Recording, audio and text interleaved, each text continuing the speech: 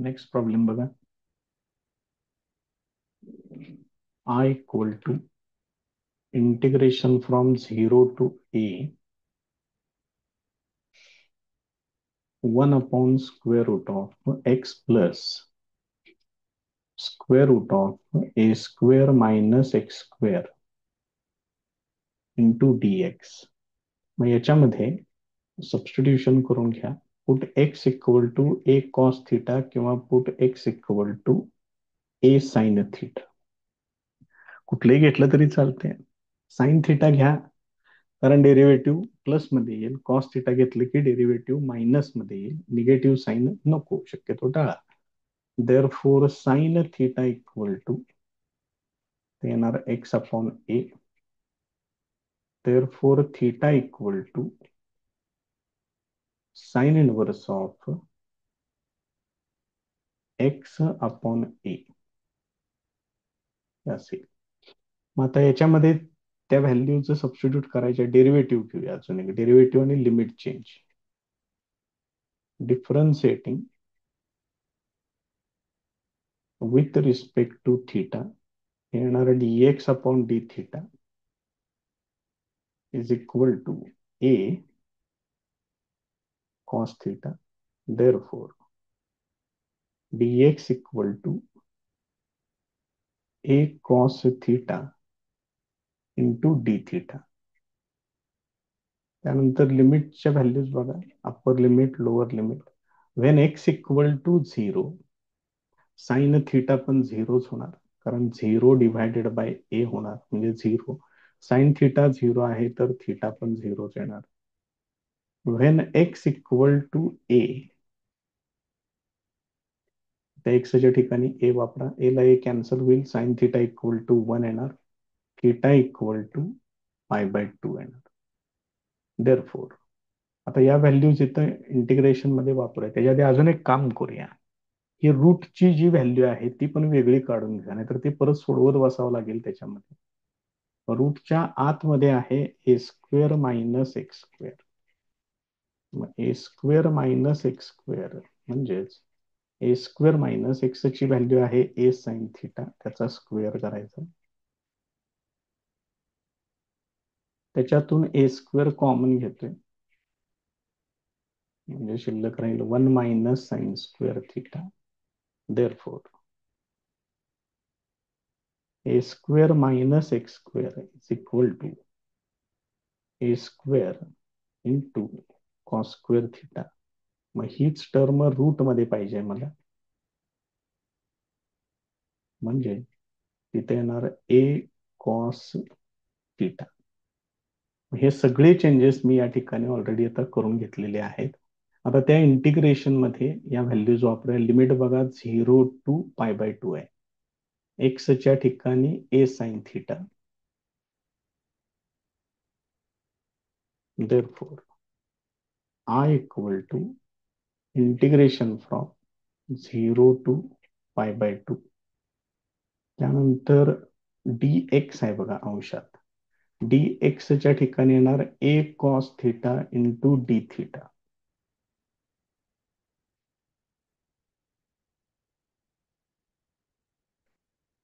Divided by मध्ये एक्सच्या ठिकाणी येणार ए साइन थिटा प्लस रूटच्या ठिकाणी येणार a cos theta.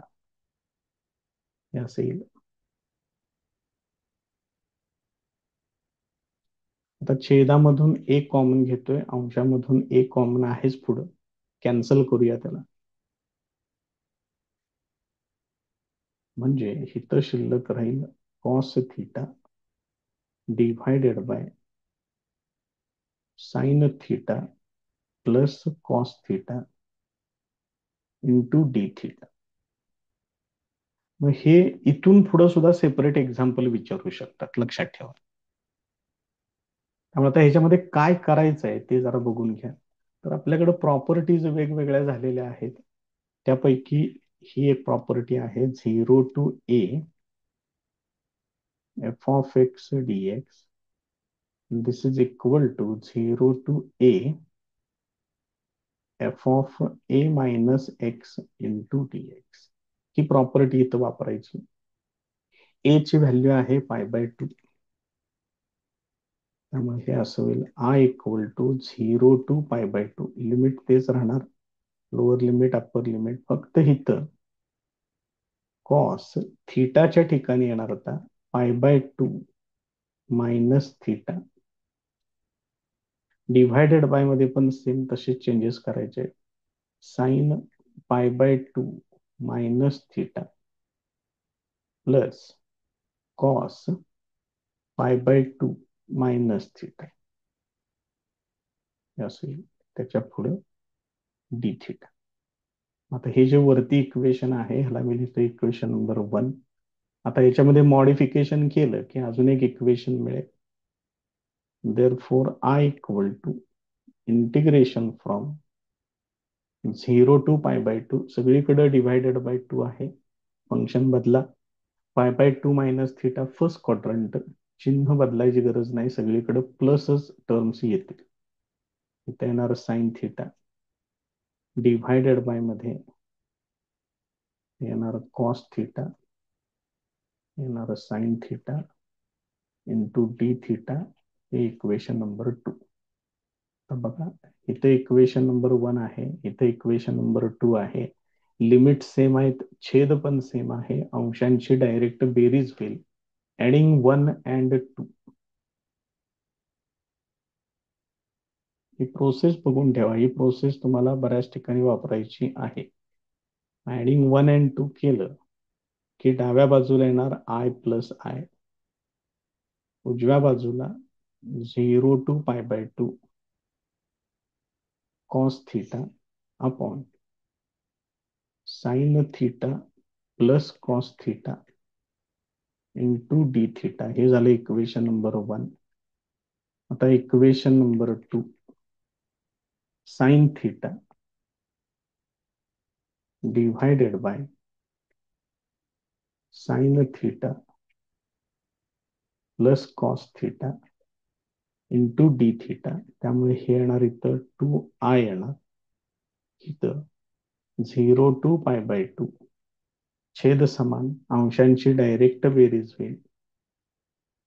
Cos theta plus sine theta divided by sine theta plus cos theta into d theta. अंश आणि छेद सेम आहेत, त्यामुळे ते डायरेक्ट कॅन्सल होतील. therefore 2I इक्वल टू, अंश छेद कॅन्सल झाल्यामुळे इथं फक्त 1 शिल्लक राहील, इंटू डी थिटा. त्याचं इंटिग्रेशन येणार थिटा, लिमिट फ्रॉम 0 to π/2 असं येईल. therefore 2I equal to π/2 minus 0, that is equal to π/2. therefore I equal to, ह्या दोन्ही इकडे डिव्हाइड करा, फायनल आन्सर येणार π/4. Next example, I equal to integration from 0 to π/2 log of tan x into dx. याच्यामध्ये पण परत एकदा तीच प्रॉपर्टी वापरायची आहे. 0 to a f of x dx is equal to 0 to a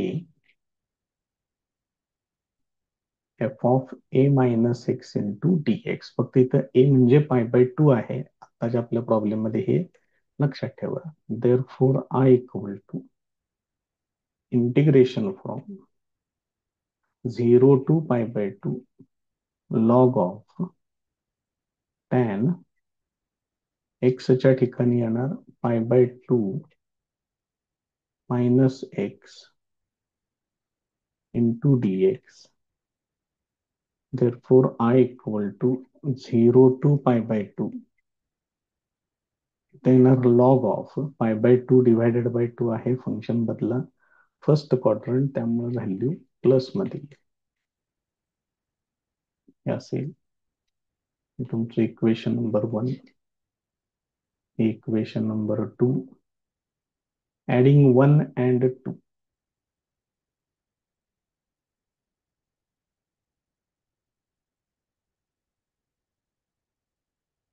इकडे येणार I plus I. This is equal to 0 to π/2 log of tan x into dx plus 0 to π/2 log of cot x into dx. हे काय होणार इकडं, therefore 2I, इकडे या दोघांची बेरीज करून घ्या. 2I equal to integration from 0 to π/2. Integration limit same आहेत, दोन्ही टर्म एकाच इंटिग्रेशनच्या आत घेतोय.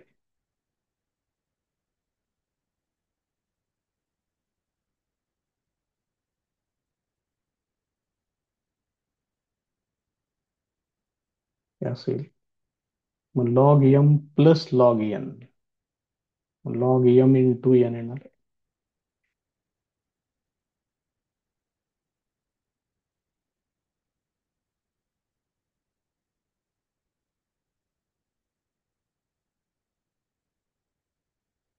हे असेल tan x into cot x म्हणजेच 1 येणार. कॉट एक्स म्हणजेच 1 टॅन एक्स, आणि ते टॅन एक्स आणि हे टॅन एक्स कॅन्सल होईल. इथे येणार फक्त लॉग 1. लॉग 1 ची व्हॅल्यू आहे 0, त्यामुळे ह्याचा आन्सर 0 येणार. therefore I is equal to 0.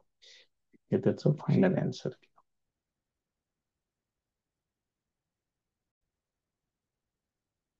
Next example.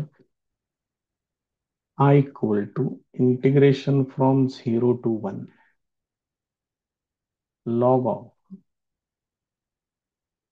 1/x minus 1 into dx.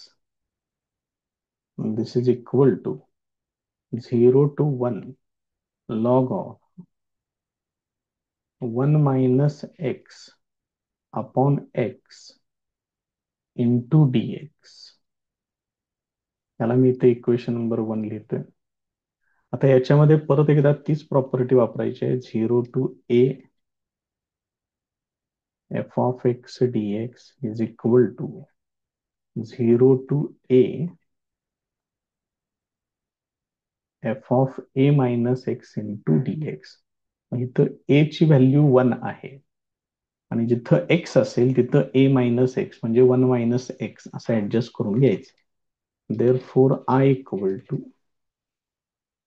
integration from 0 to 1 log of 1 minus, आता इथं x आहे, इथं लिहायचं 1 मायनस एक्स, डिव्हायडेड बाय मध्ये x आहे, तिथं पण लिहायचं 1 मायनस एक्स असेल.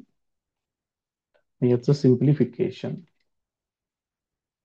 0 to 1 log of, इथं काय होईल बघा, 1 मायनस 1 कॅन्सल होईल, मायनस मायनस प्लस, इथं येणार एक्स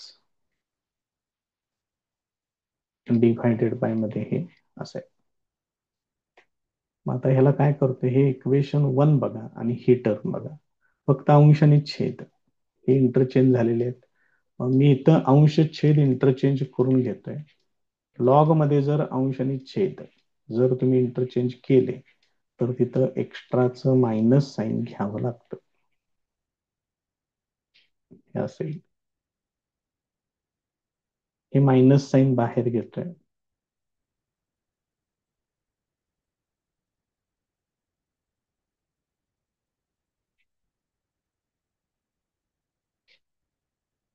आता परत एकदा इक्वेशन नंबर 1 बघा बरं.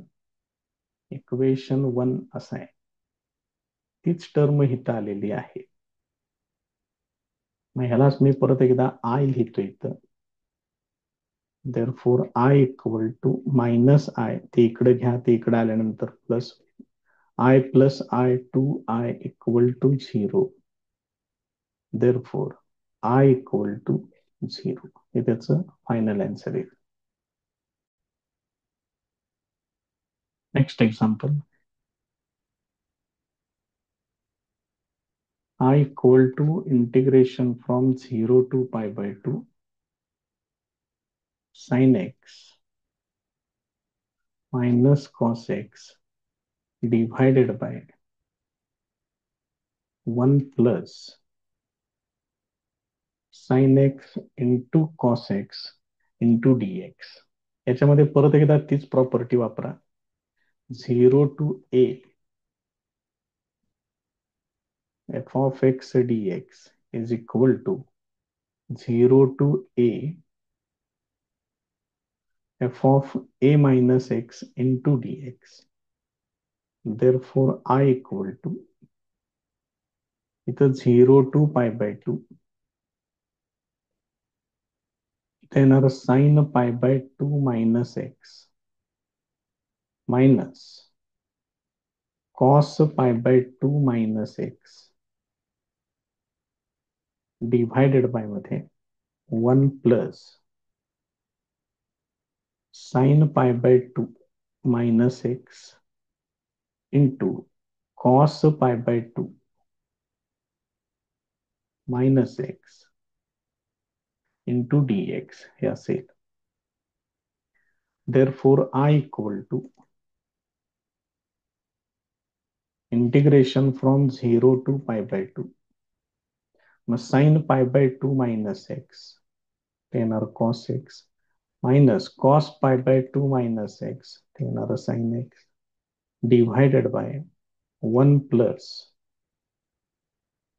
cos x into sin x into dx. आता जरा दिलेली टर्म सुरुवात जिथनं केलेली होती ते एक्झाम्पल बघा पहिल्यांदा.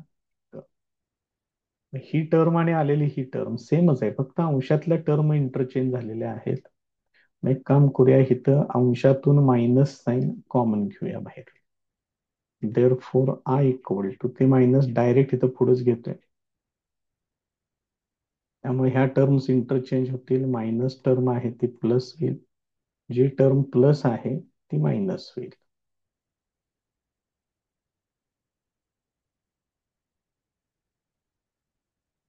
हे असेल. आता इक्वेशन नंबर 1 दिलेलं नसेल तर तिथं आहे, दिलेलं आहे, तीच टर्म इथे येते बघ. त्यामुळे हे कसं होणार, therefore I equal to minus I असं लिहावं लागेल, पुढे कंसात लिहून ठेवा, फ्रॉम इक्वेशन 1. देअरफॉर ते इकडं घ्या मायनस आय, त्यामुळे I plus I 2i equal to 0 होईल. आय इक्वल टू 0 हे त्याचं फायनल आन्सर येईल.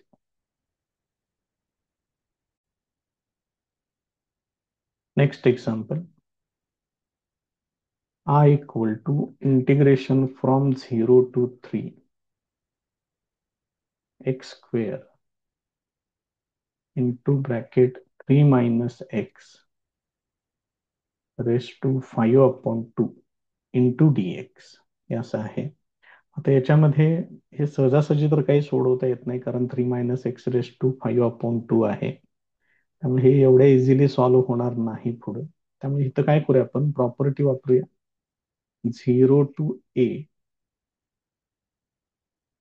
f of x into dx 0 to a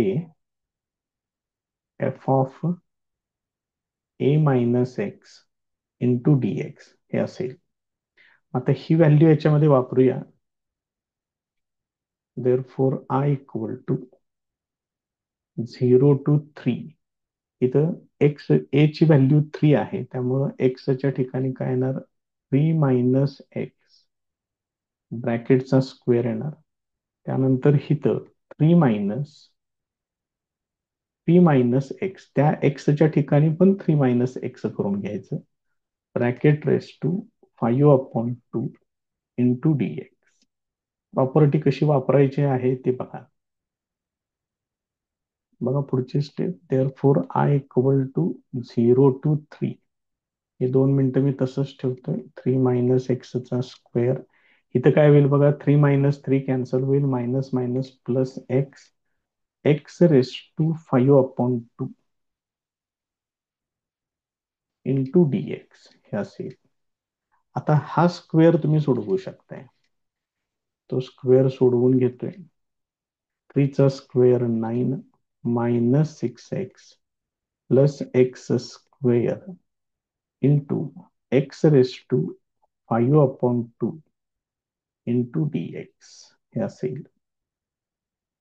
आता ह्या एक्स रेस टू 5/2 न आता मल्टिप्लाय करून घ्या. I equal to integration from 0 to 2 इथे येणार 9 into x raise to 5/2 minus 6 into x raise to 1 आणि 5/2 म्हणजे यांची बेरीज येणार 7/2 plus x raise to 2 into 2 4 4 plus 5 9/2 हे असेल. आता याचं इंटिग्रेशन सेपरेट करा. कॉन्स्टंट टर्म बाहेर घ्या. इंटिग्रेशन घेऊन लिमिट्स वापरून याचं फायनल आन्सर फाइंड आउट करा. Next example. I equal to -3 to 3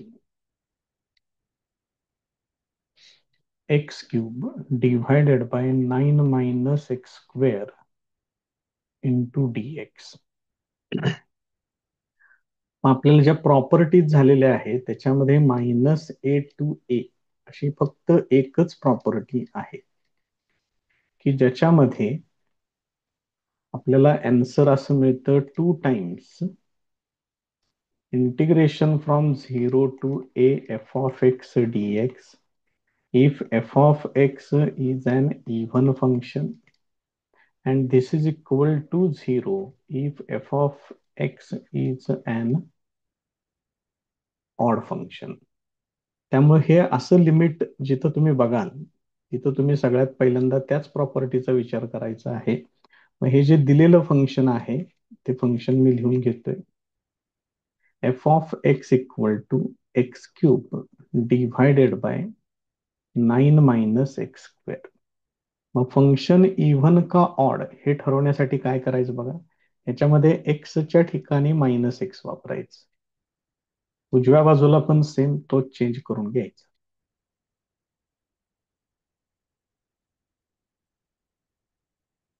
असेल मग इथं मायनसचा क्यूब आहे त्यामुळे मायनस साइन इथं राहील शिल्लक. छेदामध्ये मात्र त्याचा स्क्वेअर आहे त्यामध्ये प्लस होईल. This is equal to minus minus पुढे घेतोय मी हे असं लिहितोय. म्हणजेच f of -x is equal to minus f of x येते. Therefore, f of x is an odd function. जर ते ऑड फंक्शन असेल तर त्याचा आन्सर 0 येणार. Therefore, I is equal to 0. Direct तुम्ही असा आन्सर देऊ शकताय. काही प्रॉब्लेम नाही. हे एवढं जरी तुम्ही मांडलं तरी समजतं की तुम्हाला ती प्रॉपर्टी माहिती आहे. नेक्स्ट प्रॉब्लेम बघा. I equal to -π/2 to plus π/2 log of 2 plus sin x divided by 2 minus sin x into dx. परत एकदा इथं लिमिट -a to a असंच आहे त्यामुळे पहिल्यांदा फंक्शन कन्सिडर करू आपण. f of x equal to log of 2 plus sin x divided by 2 minus sin x. Therefore, आता ह्याला f of -x करून घेतोय. जिथं x आहे तिथं -x वापरायचा आहे. 2 plus sine of -x divided by 2 minus sin of -x. Therefore, f of minus x equal to sine minus x म्हणजेच मायनस साइन एक्स येणार. इथं चिन्ह बदलेल. इथं पण मायनस मायनस प्लस होईल. इथं पाहिजे असलं पुढे कंसात लिहून ठेवा.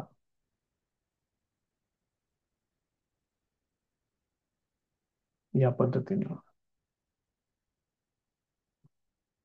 मग याच्यामधून फक्त मी मायनस तेवढं बाहेर घेतोय. जर मायनस बाहेर घेतलं तर लॉगचं न्यूमरेटर आणि डिनॉमिनेटर हे तेवढं फक्त इंटरचेंज करायचं.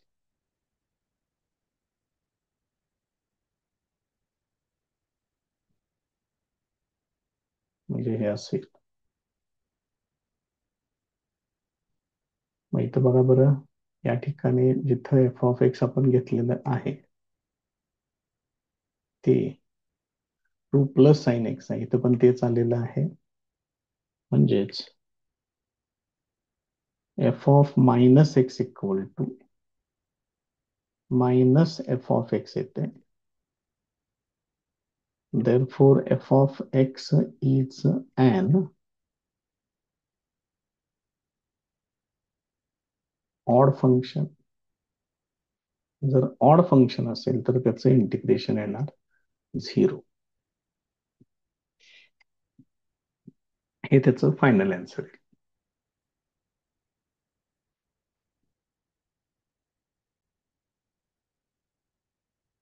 Next example,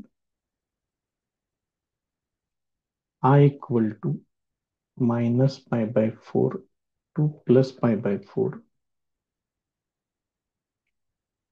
x plus pi by 4 divided by 2 minus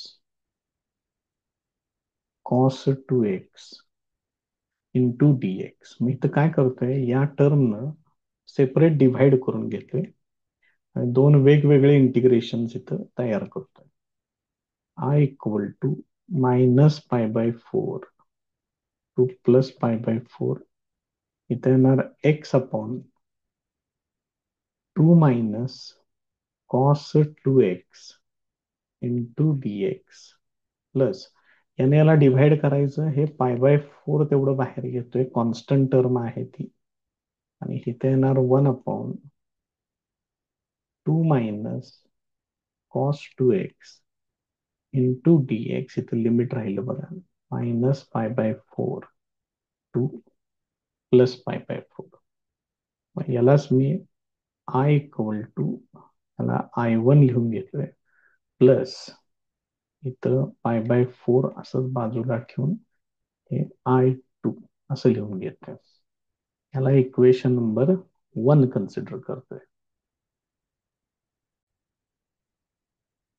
तर त्याच्यातलं I1 लिहून घेतोय मी इथं. I1 equal to minus pi by 4 to plus pi by 4 x divided by 2 minus cos 2x into dx. आता याच्यामध्ये परत एकदा limit minus pi by 4 to pi by 4 आहे. याचा अर्थ मायनस ए टू ए म्हणजे फंक्शन ऑड की इव्हन हे आपल्याला कन्सिडर करावं लागेल.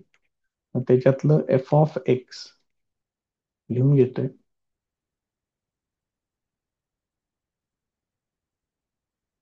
याच्यामध्ये एक्सच्या ठिकाणी मायनस एक्स वापरायचं आहे. देत असेल डिव्हायडेड बाय मध्ये कॉस 2 इंटू मायनस एक्स हे असं लिहितोय. So this is equal to minus x divided by मध्ये 2 मायनस कॉस मायनस 2x हे असेल. म्हणजेच डायरेक्ट आता cos minus x equal to cos एक्सच येते. फॉर्म्युला आहे आपल्याकडे तसं. मायनस एक्स डिव्हायडेड बाय, त्यामुळे इथं चिन्ह बदलणार नाही. पुढं पाहिजे असलं कंसामध्ये तुम्ही लिहू शकताय cos minus theta is equal to cos theta. मग हे मायनस तेवढं फक्त बाजूला घ्या. इथं अंशात आहे ते जर पुढे घेतलं आपण तर हे जे काही उरलेलं आहे तेच एफ ऑफ एक्स सुरुवात आहे का बघा. म्हणजे हे येते मायनस एफ ऑफ एक्स. याचा अर्थ हे फंक्शन ऑड फंक्शन आहे.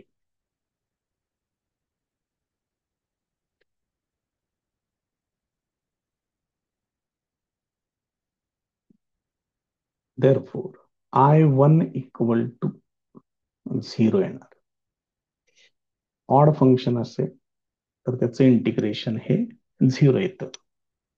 आता त्याच्यातलं I2 लिहून घ्या. ह्याला इथं पाहिजे असलं तर इथं 2 नंबर टाकूया.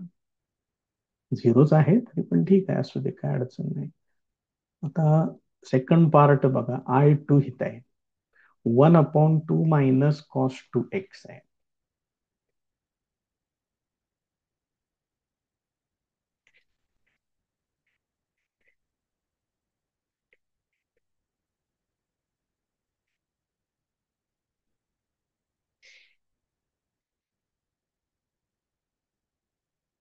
हे असेल. तर याच्यामध्ये परत एकदा ते फंक्शन कन्सिडर करूया, f of x equal to. आता एफ ऑफ एक्स मध्ये फक्त एवढंच आहे.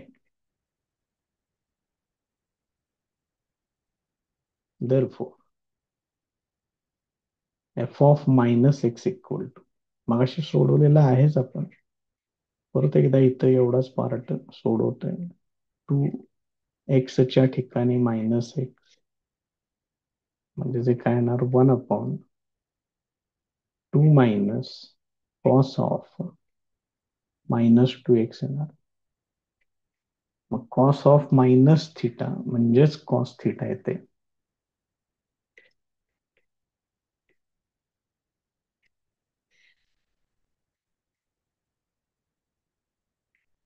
म्हणजे हे असे येणार. एफ ऑफ एक्स बघा बरं, तेच आहे का? आहे. म्हणजे याचा अर्थ इथे येते f of minus x is equal to f of x.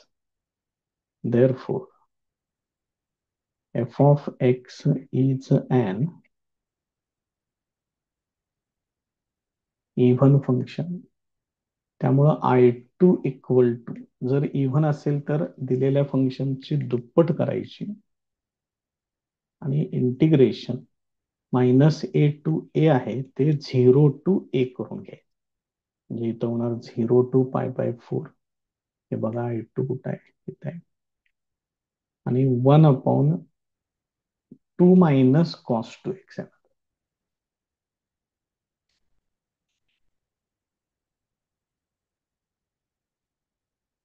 हे असेल. इथून पुढचं सोडवायचं तुम्हाला माहिती आहे, याच्यामध्ये 2 मायनस कॉस 2x आहे. याचा अर्थ याच्यामध्ये put tan x equal to t करून घ्या. बघा आठवली का मेथड? तिथनं पुढे ह्याला कंटिन्यू करा. तुम्हाला I2 मिळेल, ते I2. त्यानंतर हे I1 जे 0 आहे ते ते या ठिकाणी यूज करा इक्वेशन 1 मध्ये, म्हणजे तुम्हाला फायनल आन्सर मिळेल त्याच. Next example, I equal to -π/4 to +π/4 x cube into sine raise to 4x into dx. परत एकदा लिमिट -a to a आहे. आपण इथं फंक्शन कन्सिडर करूया f of x.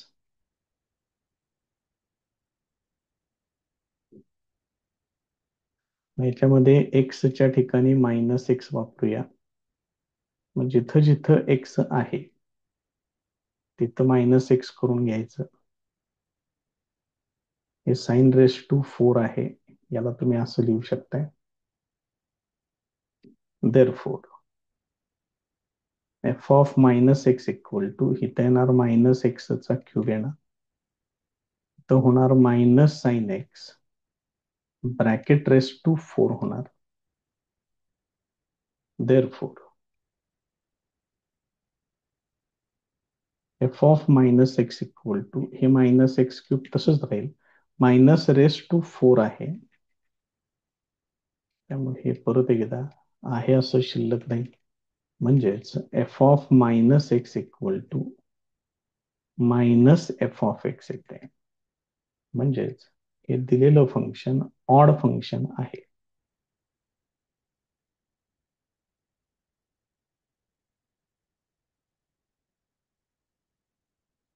Therefore, f of x is an odd function. Therefore, I equal to 0. हे त्याचं final answer.